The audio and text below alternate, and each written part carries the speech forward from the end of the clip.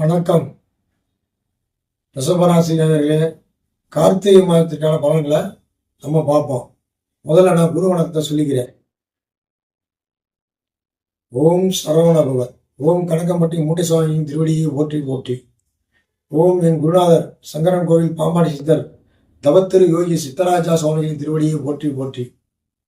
எனக்கு அவ்வப்போது சில சந்தேகங்களுக்கு பாடம் சொல்லிக் கொடுக்கும் மதுரை என் குருநாதர் சீனிவாசன் அவர்களின் பாதம் தொட்டு வணங்கி ரிஷபராசிக்கான பலன்களை சொல்ல ஆரம்பிக்கிறேன்.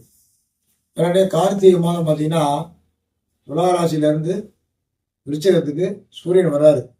இப்போ அந்த இடத்துல ரிஷபராசி என்ன பலன் ஏற்படுதுன்னா, கார்த்திகை மாதம் ரிஷபராசிங்கும் போது 3ஆம் இடத்துல குரு இருக்காரு. இந்த அதிசார குரு பேசி சொல்கிறாங்க பார்த்தீங்களா, அதனால 3ஆம் இடத்துல குரு இருந்து கரெக்டாக விருச்சிக ராசியை பார்ப்பார். அது பார்க்குற இடம் ரிஷபராசிக்கு 7ஆம் இடம். 7ஆம் இடமா இருக்கனால அந்த 7ஆம் இடத்துல செவ்வாய் ஏற்கனவே பலம் பெற்றிருக்காரு. பேச்சியை கூட சூரியன் அங்கே வரும்பொழுது சூரியன் செவ்வாய் இணைந்து செயல்படும். அப்போ 7ஆம் இடத்துல செவ்வாய் பலம் பெற்றிருக்கும் பொழுது சூரியனும் சேரும் பொழுது வீட்டில் மனைவியுடன் கருத்து வேறுபாடு ஏற்படும். கொஞ்சம் அமைதியாக பொறுமையாக நீங்கள் மனைவி கிட்ட பேச்சுவார்த்தையில் அமைதியாக இருந்தீங்கன்னா கொஞ்சம் சண்டை சச்சரவு இல்லாமல் குடும்பம் அமைதியாக நடக்கும்.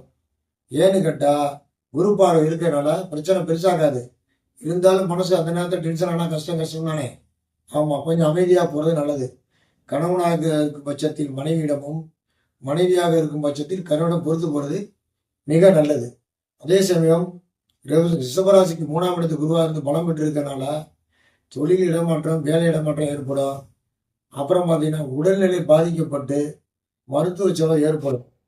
ஏன்னா 4ஆம் இடத்துல கேது இருக்கு ரிஷபராசிக்கு. ரிஷபம், மிதுனம், கடகம், சிம்மம் 4ஆம் இடத்துல கேது இருக்கு. 7ஆம் இடத்துல சூரியன் செவ்வாய் இருக்கு. அப்போ ரத்த சம்மந்தப்பட்டது, தொண்டை வலி சம்மந்தப்பட்டது, இந்த மாதிரி பிரச்சனை ஏற்படும். கொஞ்சம் கவனமாக இருக்க நல்லது. மருத்துவ செலவு கண்டிப்பாக ஏற்படும். அப்புறம் பார்த்தீங்கன்னா ரிஷபராசியை பொறுத்த வரைக்கும் 10ஆம் இடத்துல கும்பராசியில் ரிஷபத்துக்கு விருச்சகம் 7, தனுசு 8, மகரம் 9, கும்பம் 10. சனி ராகு சம்மந்தப்பட்டிருக்கு. சனி ராகு சம்மந்தப்பட்டிருக்கனால அது 10ஆம் இடமா இருக்கனால வேலைப்போல் அதிகமாக இருந்தாலும் அதுக்கேற்ற ஊதியம் இருக்காது. ஏன்னா சனி உழைப்பாளி. ராகும் அதே தன்மையை கொண்டு இருப்பதால் கடின உழைப்பு, ஹார்டு ஒர்க்கர் என்கிற உழைப்புதாலும் பலன் சுமாராக தான் இருக்கும். ஆனால் 3ஆம் இடத்துல குரு இந்த வேலையை விட்டு போயிடலாமா, இருக்கலாமா, என்ன செய்யலாம் அப்படிங்கிற ஒரு மனநிலைமை ஏற்படும். அதே சமயத்தில் 7ஆம் இடத்தை குரு பார்ப்பதனால் நட்பு வட்டாரத்தில் உதவிகள் கிடைக்கும். தொழில் சம்பந்தப்பட்ட விஷயங்களுக்கு ஒரு ஒரு முகவரி கிடைக்கும். அதனால் நன்மைகள் ஏற்படும். ஆகவே இருக்கிற இடத்துல பிரச்சனைகள் வந்தாலும் அந்த இருக்கிற இடத்தை தக்க வைத்து கொண்டு வேறொரு வேலைக்கு முயற்சி செய்தால் உங்களுடைய சிரமங்கள் குறையும். வருகிற சனிப்பெயர்ச்சி உங்களுக்கு லாபஸ்தானத்தில் வருவதால் மிக்க நன்மை ஏற்படுத்தும். வாழ்க வளமுடன். வணக்கம்.